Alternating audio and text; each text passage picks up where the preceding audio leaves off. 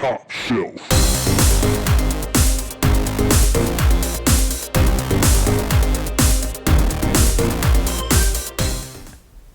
Hello and welcome to Top Shelf Board Games. I'm Hubba.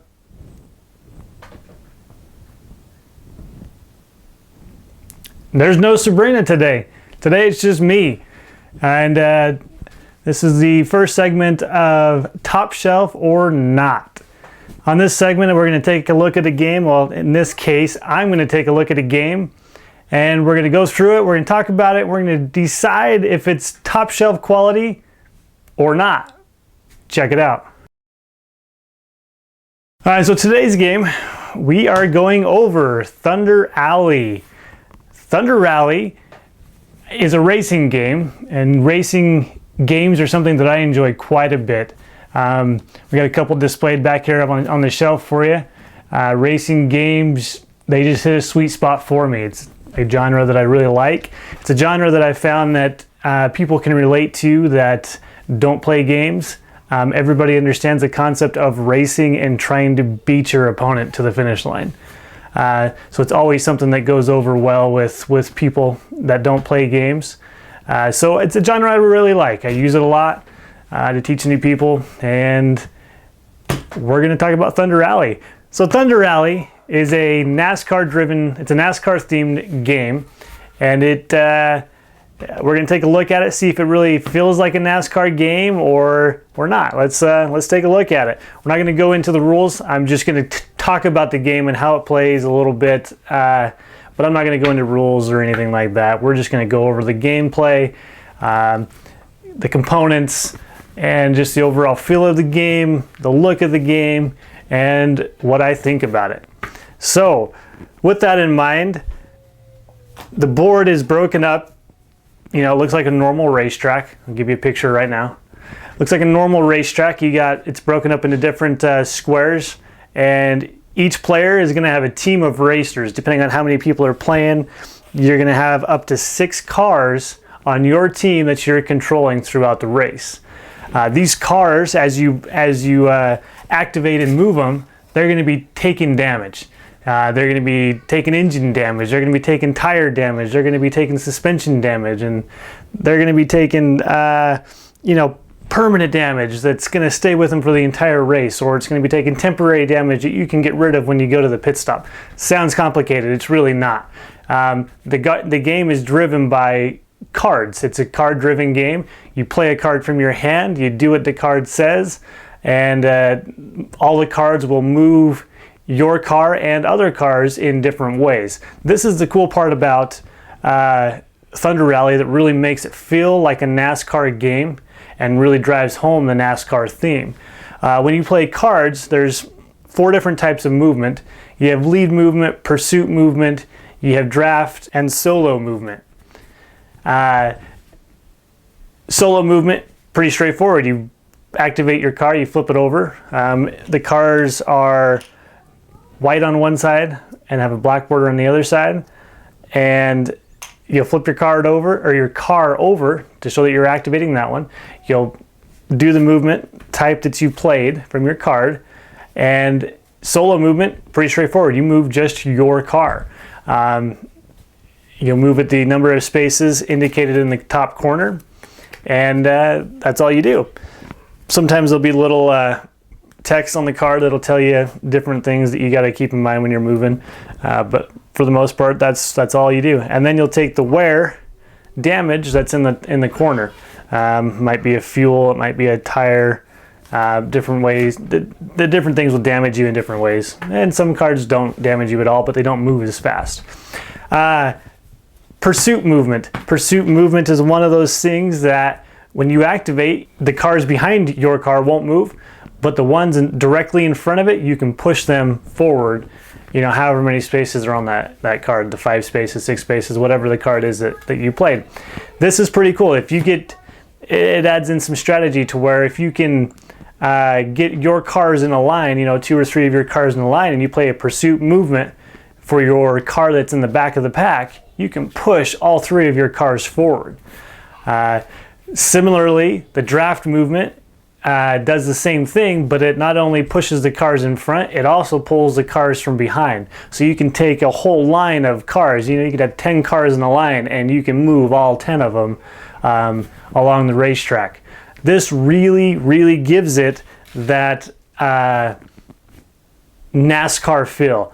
You're trying to get your cars together in a pack where they can be moved together without moving too many of your opponent's cars, but at the same time you're going to be working with your opponents, staying in their pack, hoping, getting behind one of their cars or in front of one of their cars, hoping that they on their turn will push your car forward as well, or pull them with you when they move. This really, really makes it feel like a NASCAR game, and gives it that racing feel. Not only that, where everybody is controlling up to 6 cars, you have a very large field of cars in the race, and so that also gives it that real sense of we're in a race, and this is there's 20 something cars on the track right now, and so it gives you that. It makes it real competitive. It makes it feel like you're racing. Thunder Rally does that excellently. Does it very, very well.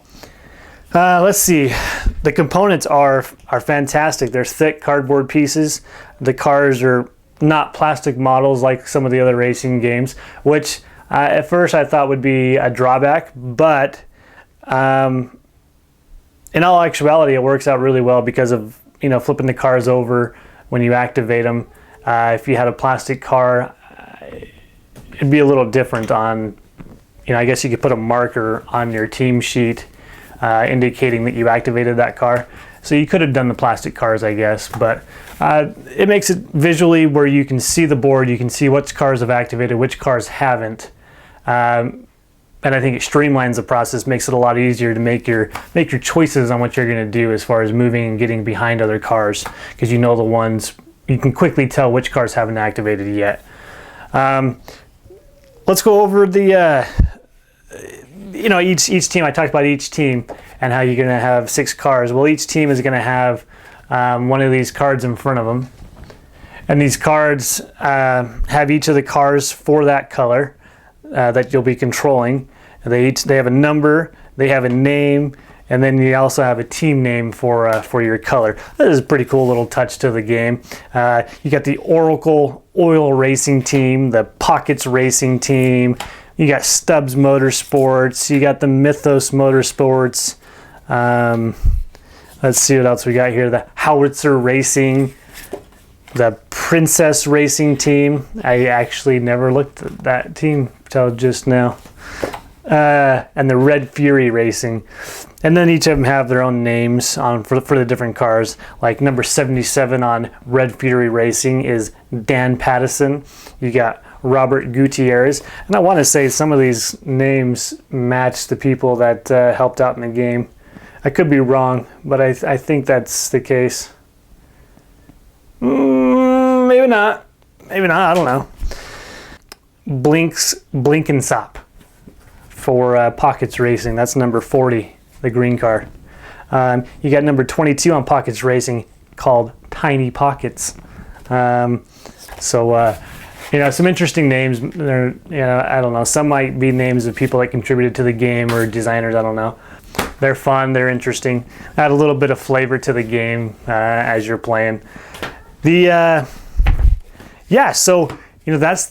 Thunder Rally, man. You're moving around the track. You're pushing other cars. You're pulling other cars. You're, getting in those groups and hoping that pack is fast enough to, stay out in front of the fleet of cars that are in the race. And when you cross the finish line, everybody gets the marker that indicates the place that they finish, whether it's first place, 10th place, 18th place. What does it go to? 20. I think there's 20 places that you can get, and then each token for each of those places is worth so many points. That's the other cool thing about this game that really puts it above, that really steps the game up, is that it's not necessarily who finishes the race first, but it's about your entire team's combined points and that determines who wins the actual match. So that's really neat. You might have your car finish the race first, but all the rest of your cars do poorly in the race. They finish really bad, and that can really tank your team's points. And so ultimately, even if you don't cross the finish line first, if you can get all of your cars to finish, well in the race, that'll give you a high point value, and you can ultimately win the game that way. You do get extra points for each lap that you lead. The races will take you. It takes a good hour to 2 hours, depending on how many people are playing, how new people are, but you're looking at 1 to 2 hours to get a race in. But it's engaging because you're when it's not your turn, your cars are still moving, and so that still pulls you into the game. You're still paying attention to what's going on, what's happening, who's moving what. Did you just got it behind your friend Joe over here who said he's going to pull your car, and now he just played a lead movement car or not a lead movement, he's just played a pursuit movement card that doesn't pull your car but lets him go ahead forward. And so it has that kind of take that. You're making alliances, you're breaking alliances, you're negotiating a little bit. Depending on the group, obviously, some groups, that might not even be present. Because of the different interactions you have, the social interaction, which is dependent on your group, but because of the social interaction that you have, the way the game plays, the mechanics and the mechanics really contribute to the theme of the game, really bring home that NASCAR race of zooming around a track with a lot of cars on the field. Because of that, the way it simulates the damage and simulates potential wrecks. I didn't even talk about that. There's a deck of events where random things can happen, and you might blow an engine, and whoever has the most engine damage markers is going to blow their vehicle engine for that car, and they'll be out of the race, or different things like that. So you could even get rain delayed. Your race could get rained out. There's all sorts of different things that could happen in this game, but the simulation part of it with the damage and all that doesn't bog the game down. It doesn't bog it down. It just contributes to the overall theme of, man, I'm playing a racing game and I'm really competing against my buddies here, and there's a lot of things going on, but it's simple, it's straightforward, easy to play, and so because of that, is it top shelf quality? Yes, this is definitely a top shelf game. Easily a top shelf game. It is actually one of my favorite games of all time. It's in my top 10 easily. Game that I thoroughly enjoy. You probably caught on to that pretty quick into the video that this is a game that I highly recommend. And I've had just a ton of fun with it. It's definitely better with more people. It does fine with 2, but it shines with, I think, 4 or more. Haven't tried it with the full complement of 7 teams, 8 teams. Haven't tried it with that full complement. That might be too many people, I don't know. But definitely a great game. Top shelf quality for sure. Hey, thanks for watching today's segment on Top Shelf or Not. I hope you enjoyed it, and don't forget to subscribe to the channel, like us on Facebook, follow us on Twitter, and share us with your friends. Thanks. Bye.